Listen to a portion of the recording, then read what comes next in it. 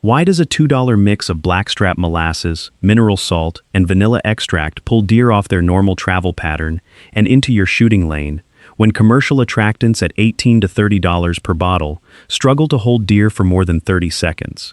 Because the three ingredients in this mix exploit three separate biological response channels in the whitetail simultaneously, and no commercial product on the shelf addresses all three at once. The molasses triggers a caloric food signal. The salt triggers a sodium deficiency response. The vanilla triggers an investigative curiosity response. Each ingredient alone is a moderate attractant. Combined, they produce a behavioral response in whitetails that I have only seen matched by natural estrus urine during peak rut, and the mix costs roughly $2 per batch compared to $18 to $30 for a single bottle of commercial attractant that addresses only one of those three channels.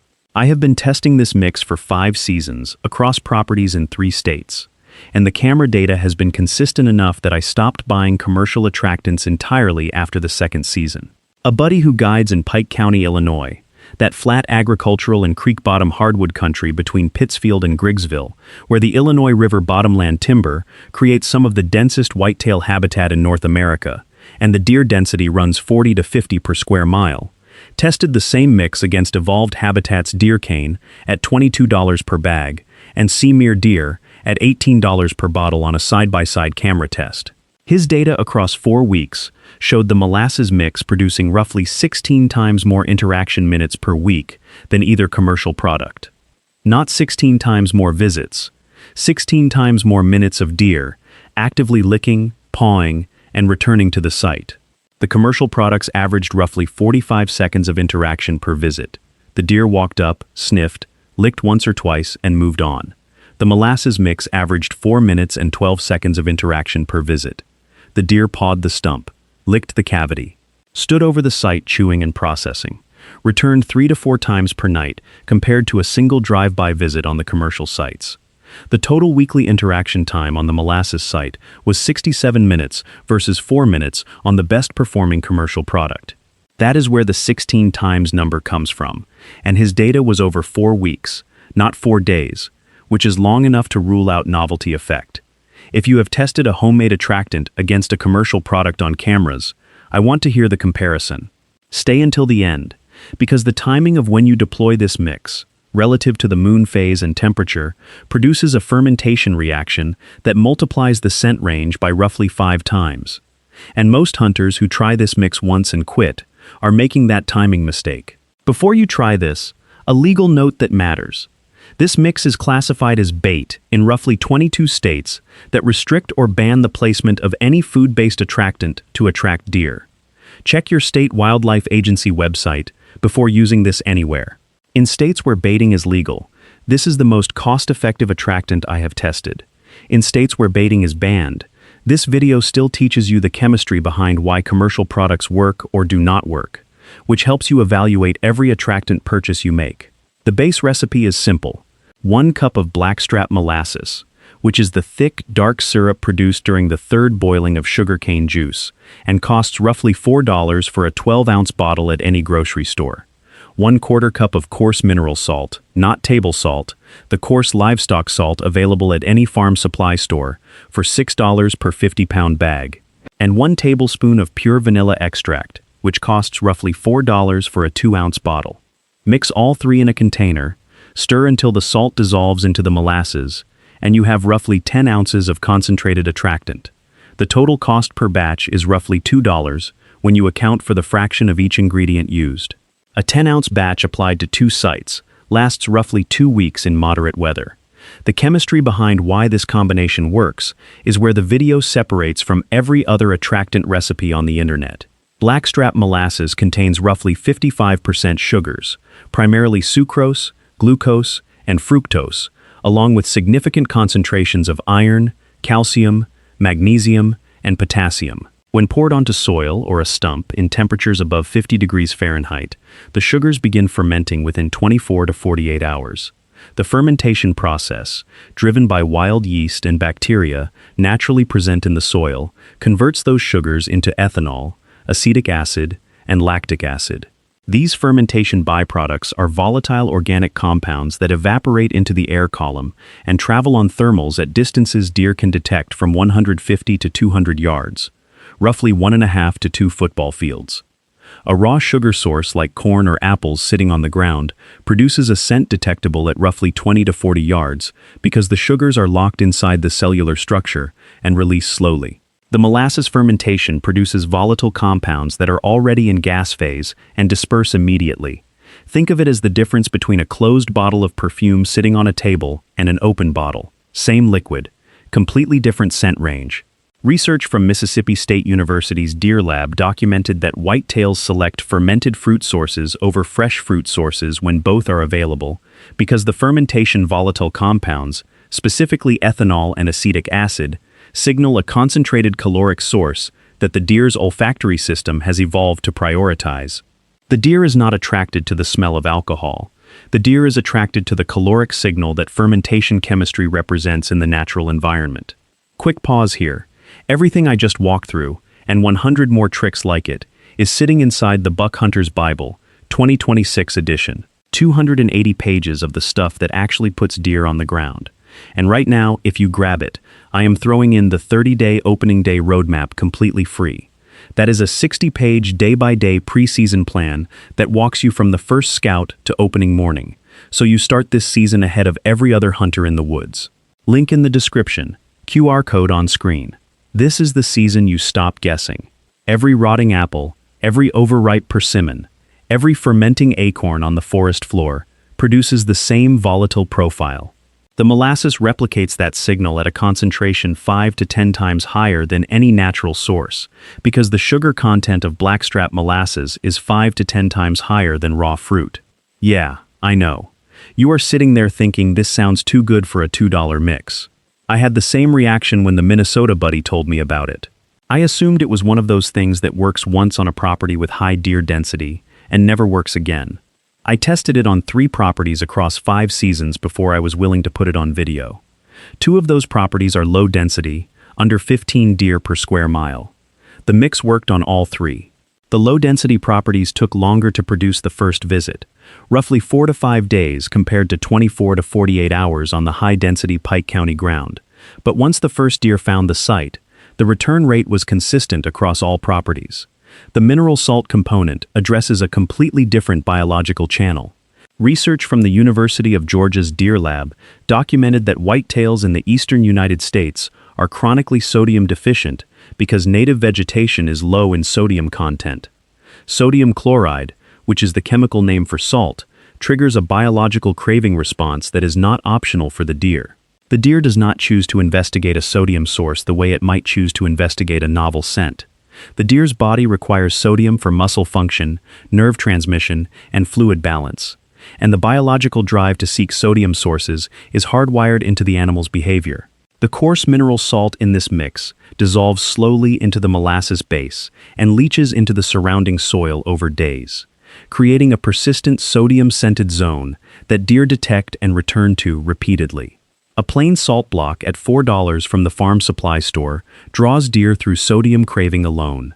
Adding the salt to the molasses base means the deer that arrives to investigate the fermentation scent also encounters a sodium source that triggers a return visit. The molasses gets them there. The salt keeps them coming back. The vanilla extract is the third channel, and the one that most DIY attractant recipes skip entirely. Pure vanilla extract contains vanillin, chemical formula C8H8O3, a phenolic aldehyde compound that triggers investigative behavior in whitetails because it reads as a novel plant compound rather than a predator signal or a familiar food source. Research from Auburn University documented that whitetails exposed to novel organic plant compounds show a measurable behavioral response characterized by extended investigation time rather than alarm or retreat. Vanillin is processed by the deer's olfactory system as something interesting but unidentifiable, which produces the curiosity response that keeps the deer at the site longer than either the molasses or the salt would achieve alone. On my cameras, sites treated with the full 3-ingredient mix averaged 4.2 minutes of deer interaction time per visit. Sites treated with molasses and salt only, no vanilla, averaged 1.8 minutes per visit. Same property, Same deer herd, same placement. The vanilla more than doubled the time deer spent at the site, and time at the site is what produces shot opportunities. A deer that visits for 30 seconds and leaves is a deer you probably did not get a shot at. A deer that stays for 4 minutes is a deer that will eventually turn broadside. The vanilla also serves a secondary function that I did not understand until a buddy in Minnesota, that boreal forest and swamp country between Grand Rapids and Ely, where the mixed spruce, birch, and poplar timber holds lower deer density and the deer travel longer distances between food sources, making attractant range even more important, pointed it out. The vanillin compound masks the residual human scent on the mix container and on the soil where your hands touch during application. You are handling this mix with your hands. Your hands deposit volatile fatty acids, specifically isovaleric acid and butyric acid, on everything you touch. The vanillin overpowers those human scent compounds at the application site and presents the deer with an aromatic profile dominated by the vanilla and fermentation rather than by the human scent deposited during setup. I wore rubber gloves for my first 2 seasons applying this mix because I was worried about hand scent contamination. The Minnesota buddy told me he had been applying it barehanded for years because the vanilla handles the scent issue. I tested gloved versus barehanded application on 2 adjacent sites, and the camera data showed no measurable difference in deer visitation rates. The vanilla was covering the human scent at the site. My $3 rubber gloves were doing nothing. Look, I am going to be straight with you. Everything I am walking through in this video is just a small piece of what is inside the Buck Hunter's Bible, 2026 edition. 280 pages, 101 field-tested tricks, and right now, you also get the 30-day opening day roadmap free with it. A 60-page day-by-day plan that gets you ready before the season even starts. I do not know how long that bonus stays in the deal, but if you have been watching these videos and thinking this could be my season, that is the move. Link in the description below, QR code on screen. Make this the year. The application method matters more than the recipe. Pour the mix onto a stump, a log cavity, or a shallow depression in the soil, not onto flat ground. Flat ground disperses the mix in the first rain and eliminates the concentrated scent source. A stump or log cavity holds the mix in a contained reservoir that releases fermentation volatiles for 10 to 14 days in moderate temperatures. The soil type under the stump also matters. Clay soil absorbs and holds the molasses and salt compounds, creating a persistent scent zone in the top 2 inches of soil, roughly the depth of a quarter stack, that deer paw and lick for weeks after the original liquid has been consumed. Sandy soil drains the mix through before the deer have time to establish a return pattern. If your property has sandy soil, use a stump cavity or a hollowed-out log section rather than pouring the mix onto the ground. I wasted 4 applications on sandy ridges in Minnesota before I figured out that the mix was draining through the sand within 48 hours, and the deer were not finding it fast enough. The 5th application on a red oak stump cavity 100 yards away, roughly the length of a football field, produced 7 deer visits in the first week. The ideal placement is 20 to 30 yards from your stand, roughly the distance from home plate to first base, on the upwind side of the primary deer approach corridor, so the prevailing wind carries the fermentation scent into the corridor, where deer are already traveling.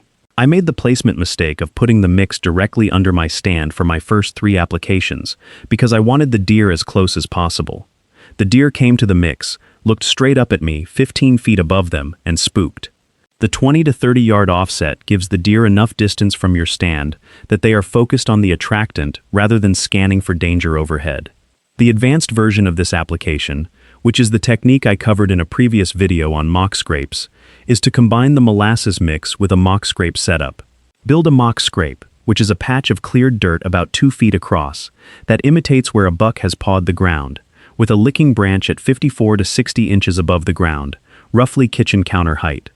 Pour a quarter of your batch into the scrape and smear a thin layer on the licking branch above it. The buck that investigates the fermentation scent finds a territorial communication station at the same location, which triggers both the feeding response from the molasses and the territorial response from the mock scrape simultaneously. My Spy Point Flex at $100 on a combined molasses and mock scrape site in Pike County showed 23 unique buck visits across 3 weeks. The same mock scrape without molasses 50 yards away, roughly the distance from home plate to second base, produced 11 buck visits in the same period.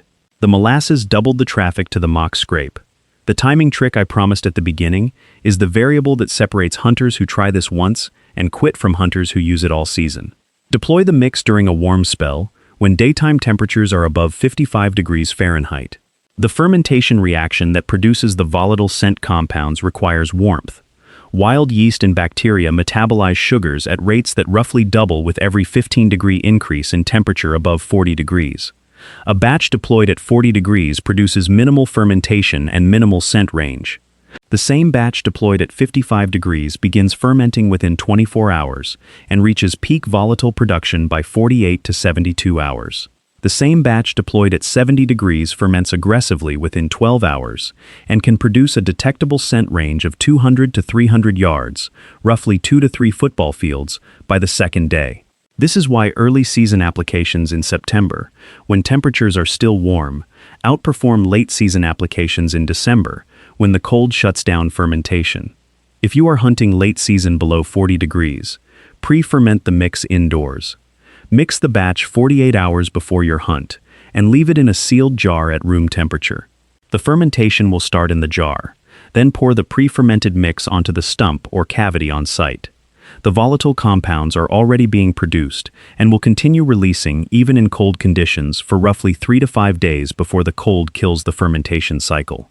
A buddy in the Mississippi Delta, that flat hardwood bottom and agricultural country between Greenville and Yazoo City, where the oxbow lakes and cypress swamps create isolated timber islands that concentrate deer onto predictable travel routes between the timber and the surrounding soybean fields, tested the pre-fermentation technique during a late December cold snap.